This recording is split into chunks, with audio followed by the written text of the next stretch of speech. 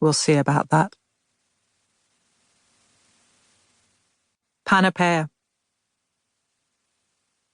As far towards the evening sun as it is possible to travel, there is a place where the sea winds inland in a narrow twist. You are where Ethiopia meets Oceanus, the furthest land and the furthest sea.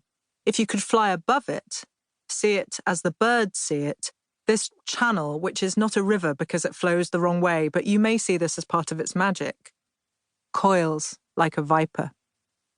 You have flown past the Graiai, although you may not have noticed, as they keep to their cave to avoid stumbling on their rocky cliffs and falling into the wild sea. Would they survive such a fall? Of course. They're immortal. But even a god doesn't want to be battered between the waves and the rocks for all eternity. You have also sped past the home of the Gorgons, who live not so very far from the Graiai, their sisters. I call them sisters, but they have never met.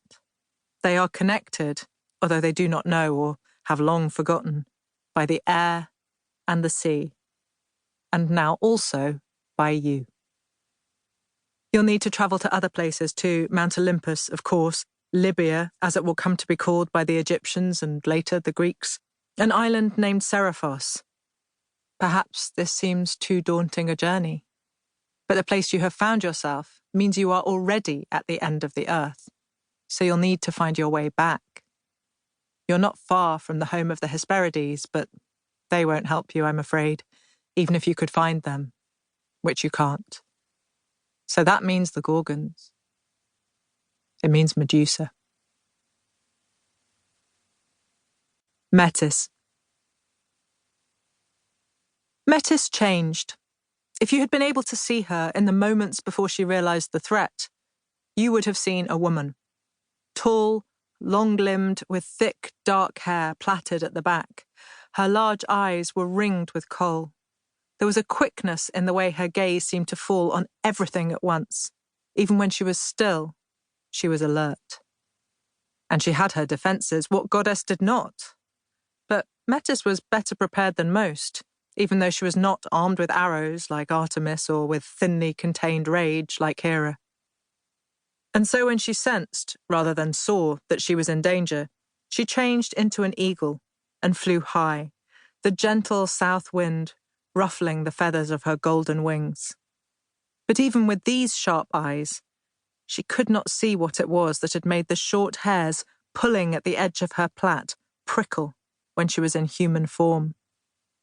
She circled in the air a few times, but nothing revealed itself to her, and eventually she flew down and settled on the top of a cypress tree, curving her muscular neck in every direction, just in case. She perched there, thinking. She dropped down from the high branches onto the sandy ground, her talons scratching small furrows in the dust. And then she was not an eagle anymore. Her hooked beak retracted, and her feathered legs disappeared beneath her, as one muscled body became another. Only the intelligence in the slit of her eyes remained constant.